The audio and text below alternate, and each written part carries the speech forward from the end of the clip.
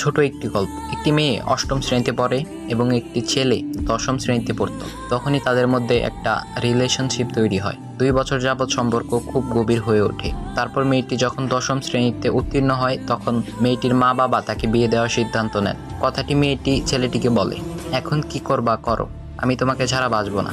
ছেলেটিও মেয়েটিকে সত্যি ভালোবাসতো। ছেলেটি কি করবে?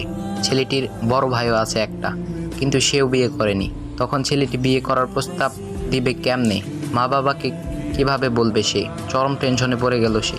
ছেলেটি নিজের মান সম্মানের দিকে না তাকিয়ে মা বাবাকে কান্না করে বলল, মেয়েটিও আমাকে অনেক ভালোবাসে, আমিও তাকে অনেক ভালোবাসি। যদি আপনারা মেনে না নেন তাহলে আমরা দুটি প্রাণ অকালে ঝরে যাব।